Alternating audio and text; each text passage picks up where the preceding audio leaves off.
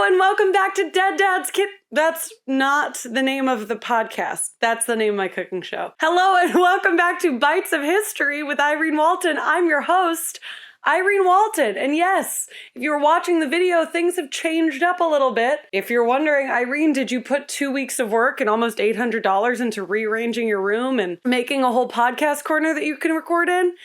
I would say I absolutely did. And that podcast corner turns out to be very echoey because I didn't even think to Google where's the best place to record a podcast in your room. The only thing that matters is you're going to get a great podcast today. And I'm especially excited because today we are talking about the history of Chef Boyardee. Have you ever wondered how it made it to your table? Have you ever wondered how it made it to your shelf? If you love food, then this is the show for you. Bites of History with Irene. Just like always, we are going to thank all of our sources for today's episode. We are going to thank NPR.com, Foodimentary.com, spelled like food documentary, but Foodimentary.com, Wikipedia.org, and WideOpenEats.com. Thank you guys so much. All the information is greatly appreciated. And I would also like to have just a huge moment of appreciation and big thank yous to the Little Producers tier of the Patreon, as well as everybody on the Patreon in different tiers, because Little Producers is like my lowest tier. It's only $2. It helps support the podcast. You guys have input on what episodes you want to see. It's a little Patreon tier. It's only $2. If you want to join, that would be amazing. A bunch of you guys have already joined and it means so very much to me. So thank you. And thank you to Elise, who sent me a couple dollars on Venmo for a little coffee. Everything's coming up Patreon today, and I'm very happy about it. So, without further ado, are we gonna learn about Chef Boyardee or what's up? I'm already getting a better vibe. Oh, Bucky, sit up properly, my friend. You're part of this podcast too. This is my co-host, Bucky the Beaver. I wonder if you can get Chef Boyardee at Bucky's. Interesting. Anyway, today we're talking about Chef Boyardee, and he is nothing like our last episode. Betty Crocker, fake as hell. Not real at all. Completely made up. Chef Boyardee, on the other hand, very real person, whole ass chef, Italian immigrant. What a story this guy's got. I will tell you what. That story starts in 1897 in Piacenza, Italy, which is right outside of Milan, with Ettore Boyardee. And if you speak Italian, you're welcome for the perfect pronunciation. And if you don't, that's how you say it. Ettore is equivalent to Hector. Like when he moved to America, everyone just called him Hector. So Ettore is his first name. Boyardee is his real last name, but it's spelled Boyardee. So Boyardee is born in 1897, and immediately he loves food. At 11 years old, he is already working in kitchens. He's apprenticing at local kitchens, and he's peeling potatoes, taking out the trash, mopping the floors. So he's not doing any he's not chopping it up, but he's crushing it. And he knows this is his passion. He's 11 years old. I don't know too many 11-year-olds that are already working towards their goal, and I think it's very cool. As a teen, he loved cooking so much, he actually bopped around Europe and London and Paris and worked in different kitchens, helping apprentice those chefs as well. So he was gathering a ton of knowledge, a ton of technique, and just learning so much about the world of food. Now, during this time that Ettore is moving around Europe, his brother Paolo, yes, like the Lizzie McGuire movie, oh my God, maybe it was him, 100 years later. So his brother Paolo has already moved to New York and is working in the Plaza Hotel. And at 16 years old, Ettore is like, I want to go do that too. I miss my brother, and also I want to cook, and also I want to be in America. So he takes the long journey and comes into America via New York, via Ellis Island. Could you imagine how cool that would be to see Chef Boyardee's signature on the Ellis Island ledger books? Oh my God, I wonder if I could find that. If I can find it, I'll put a picture on the screen if you guys are watching. So he gets to New York, he finds his brother Paolo at the Plaza Hotel in New York, and eventually, with a lot of hard work, he becomes the head chef at the Plaza Hotel in New York City. So from this, a bunch of opportunities open up, as you could imagine, and he starts to lead the kitchen at a hotel in Greenbrier, West Virginia. At only 18 years old, Ettore Boyardee is 18, and he is the head caterer for Woodrow Wilson's second wedding to Edith Wilson on December 18th, 1915. This is a huge deal for a lot of reasons, because that's insane to cater a president's wedding at 18 years old, but also he's an Italian-American immigrant. And at this time in the world, the early 1900s, Italian-American immigrants, immigrants, pretty much all immigrants, were not very well accepted or well liked or treated properly. So it was a pretty big deal that this Italian kid comes in and starts to cater presidential weddings. Like, that's unreal. So from this opportunity, Woodrow Wilson loves Ettore. And again, this is a big deal. This Italian immigrant kid is like being really, really welcomed and loved. He then is asked by Woodrow Wilson to supervise a World War I homecoming dinner for 2,000 American soldiers. And this sort of helps solidify Chef Boyardee's place in the American cuisine landscape. Like, it's a very big deal that he did this. And it was really special to Boyardee because he was really patriotic. He loved that he was in America. He loved that he was getting to do these things and like help the cause and just get to show his pride in being a patriotic American. He was so happy. And being more accepted in the United States at this time was huge because Little Italy's evolved out of massive metropolitan cities because they were really disliked, which is so unfortunate. And obviously we deal with that still today in a lot of different communities. So Little Italy's were actually the only places where Italians were really like welcomed and could remember and celebrate their culture as well as being in America. And this was a really big jumping point for Italians in the American eye. And with these Little Italys and with like the success of these Italian immigrants, their food and their culture was starting to sort of like eke out of the Little Italy boundaries that were, in these larger cities. So the food and the culture were going into more mainstream society and people were kind of getting a little more curious about it. So in 1926, at 19 years old, Chef Boyardee moves to Cleveland, Ohio. This was another large city that also had a Little Italy. And when he gets there, he opens a restaurant called Il Giardino. And when he gets there, he opens a restaurant called Il Giardino d'Italia. I pronounce that okay, I think. And this meant the Garden of Italy. So he was very proud of his heritage. He was happy that he was getting to bring his Italian food to Cleveland, Ohio. And the Cleveland Ohioans I gotta ask my friend Emily, is it Ohioans? I feel like it's Ohioans. And the Ohioans were also f***ing hype, honestly. If I'm gonna put it plainly, they were stoked as hell on this Italian food.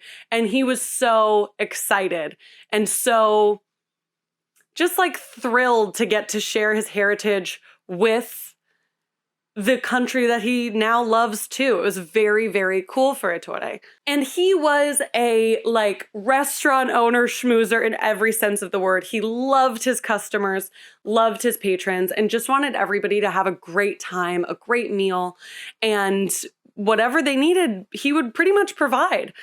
Since so many of these people had never really had Italian food before, they were like, oh my God, this sauce is so amazing. Your pasta is so delicious. Would it be possible to get a little bit of this sauce to bring home? And he was like, oh my God, literally, of course. And he would clean out old milk bottles because at the time milk was, it still does in some places, but at the time milk was only coming in glass cartons. So he would wash out some of his milk cartons and fill them up with his sauce and give them away to his patrons for free so they could make some dinner at home and have a little taste of Italy right there with them. Oh my God, how fucking cute is that? Chef Boyardee, I love you. Now, at this point in the story is where our Chef Boyardee that we know and love sort of comes into existence. Unbeknownst to him, he had two customers that would come regularly named Max and Ava Whyno. And they were grocers. So they had a couple grocery stores and they were like, Chef Boyardee, hey, what are you doing? Why aren't we selling your shit?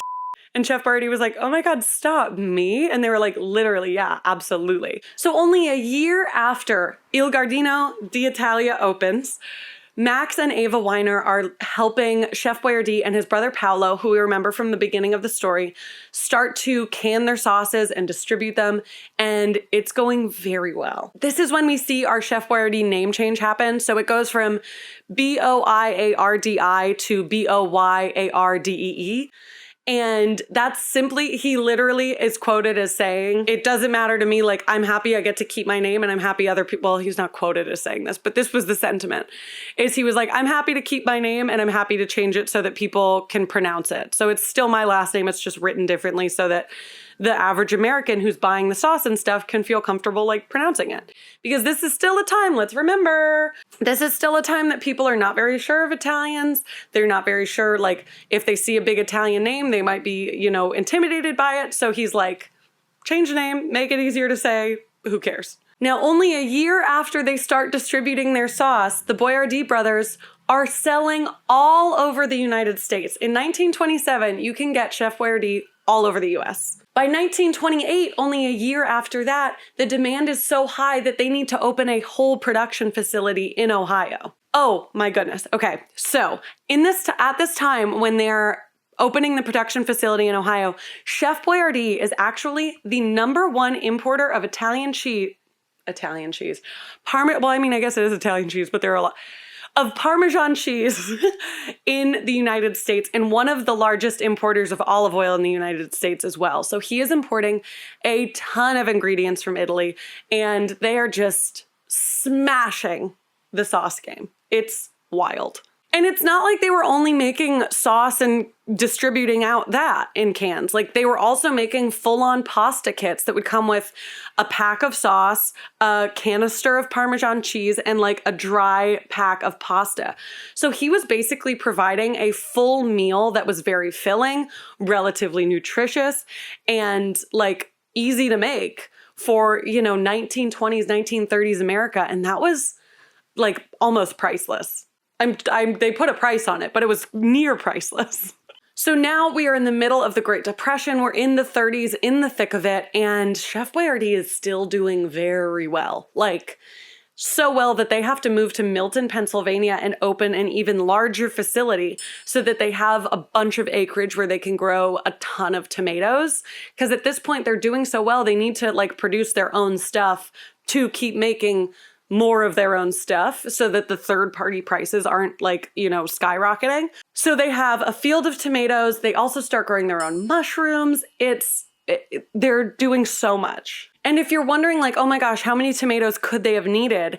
They opened this Milton, Pennsylvania, like, you know, production facility, and they're growing 20,000 tons of tomatoes per week. That's how much they need to keep up with demand. Absolutely wild. Now here is where Chef Boyardee's story gets even more like, oh my God. So, ever the patriot, Chef Boyardee is like, what can I do to help with the war effort? Because now we're in World War II. It's like the 1940s now. Is it the 1940s? I know it is. I think World War II started in 1942 and ended in 45. Started in 39 and ended in 45. Okay, so it's the end of the 1930s, 1940s. We are in World War II. America is fighting with the Allied forces, and Chef Boyardee wants to help. And the thing Chef Boyardee knows that he can do is make rations. So they are at the production facility in Milton, Pennsylvania, and oh my God, I'm gonna get like misty. He keeps his production facility open 24 hours a day, 7 days a week, so that he can make 250,000 ration kits a day. He had to hire on 5,000 new workers to keep up with this workload, but he did. They got it done. They sent out so many ration kits. It was really unbelievable the amount of effort, work, money, time that he and his whole team put in.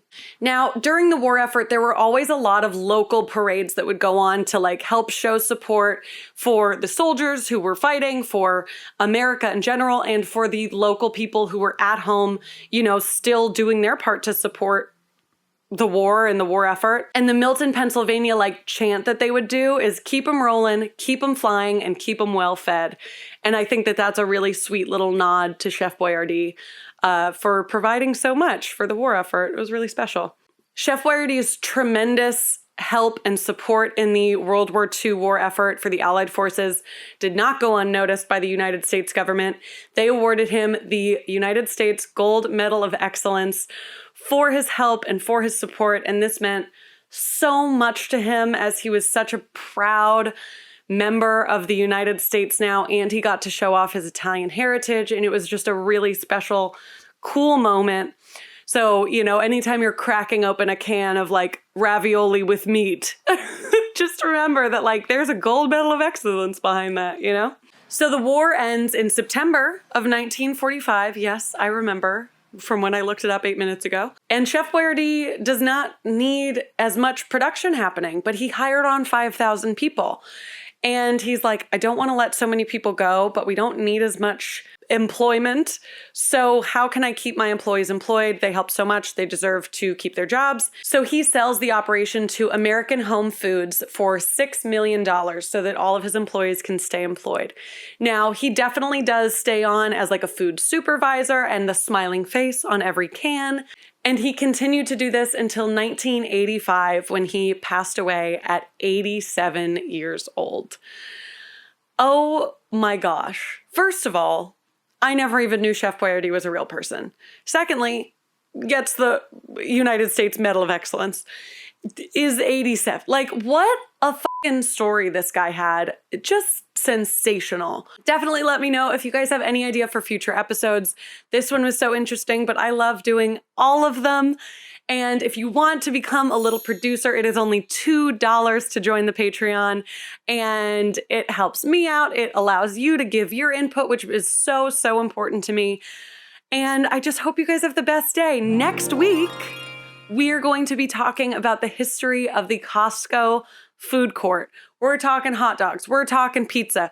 It's absolutely crazy. I'll give you a little hint. They lose an exorbitant amount of money on one of their items every single year, and they won't change the price because they know we love it. And I love you. So I hope you guys have a great day, and I hope you enjoyed taking a bite out of history with me this week because I enjoyed taking a bite out of history with you. Goodbye.